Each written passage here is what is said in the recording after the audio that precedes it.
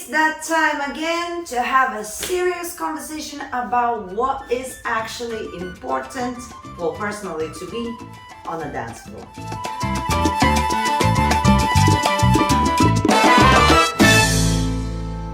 Hello everybody, welcome to my channel. Rasa the dancer is back, and today we will be talking what I think is super important for the teachers to do more of and less of. Now, just recently I have noticed that things are changing and a lot of the teachers are focused more on their Instagram and how their videos look whilst they're dancing, rather than actual teaching and what benefit you are getting as a student. Now, I'm not saying all of the teachers are like this, but there is a lot of this going on, so I thought I'll bring it up. And also, by making this video, I'm kind of making myself aware as well of my teaching and where it becomes more about me and my image rather than about you learning properly. So stick around. I will give you 3 things that I think should be happening or happening less of, and hopefully you will give me some feedback, what you think. Leave a comment, say your piece, and let's have a conversation about this.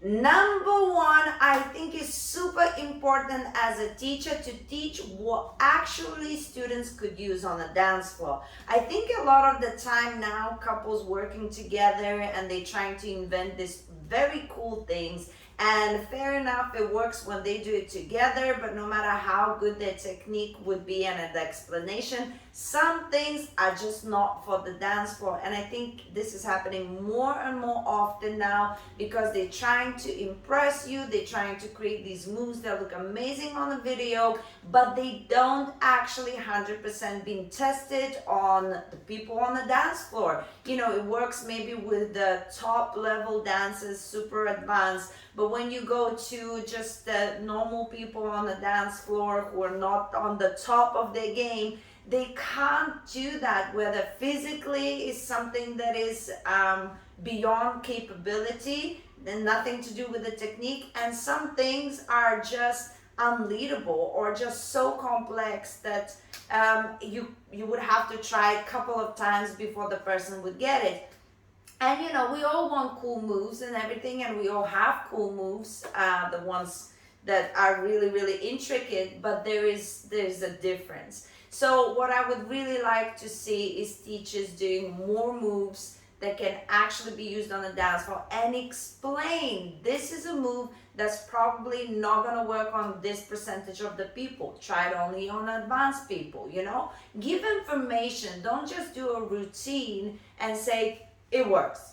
Good luck, have fun with it, right? It has to be an explanation. I'm not saying that the crazy moves shouldn't happen, but the people should know this crazy move, don't do it on a beginner or improver or maybe even intermediate. Only practice this move with advanced dancers. Or this move is a flashy one where you can only do it with your friends or somebody who's been in a class just to have fun. That has to be the information that comes with the routine so that you would know if the move seems a bit like, huh? Whether it actually works. And remember, not always it does. Number 2, more and more now, especially in styling classes, teachers are teaching choreographies rather than teaching people how to actually find their own style, how to play with the music, and how to actually use the stuff that they show. So I would also gonna remind myself that, as well as I do, that it's important if you're teaching a choreography to explain the purpose of the choreography and why you're teaching a choreography, rather than separate styling and technique stuff that you can incorporate in order to find your own style. And nothing wrong with choreographies, they serve a different purpose, and you might want to demonstrate how you would be interpreting the music and stuff. So there's nothing wrong with it, but there has to again come an explanation.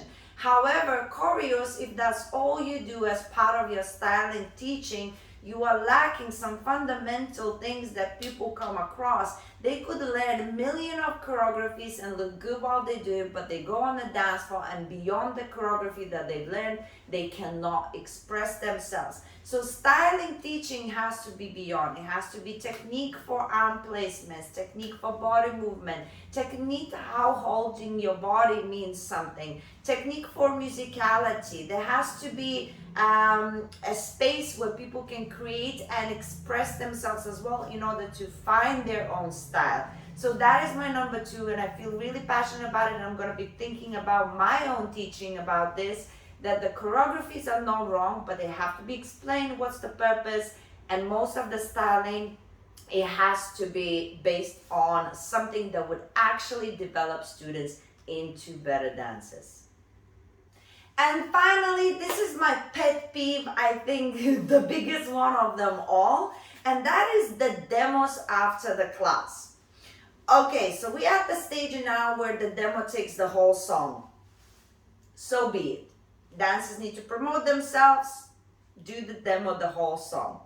But besides that, they demonstrate in the demo a routine that they taught you, and then the whole of the demo, a lot of the times, is another routine that they made up that they're going to do for that particular song that they might have even not used in a class. Now, I have a problem with that because people see these two couple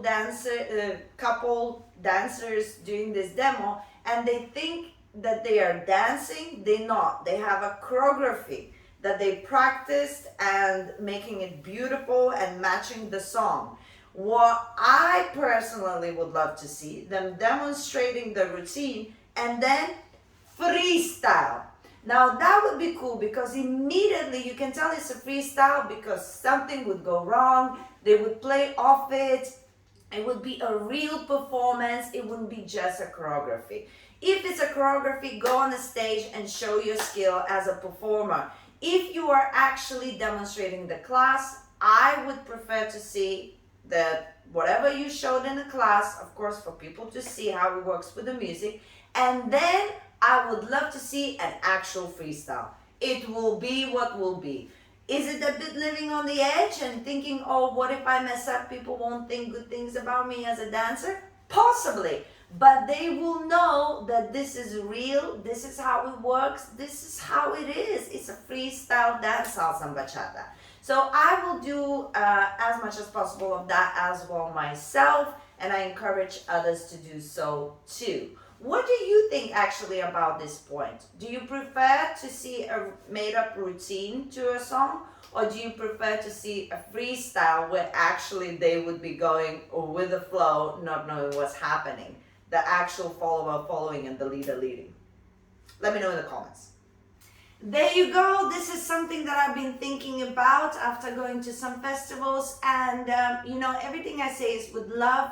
None of it is to insult anybody or anything. Everybody has their path to walk on, but this is something I've been thinking, and I would love to hear whether you think I'm talking complete nonsense, and I am really happy for some feedback. Now guys, if you'd like to see some more videos that I've done actually about teaching and what I think is important on a dance floor, you can click on these videos, and also if you enjoy this content, subscribe and like.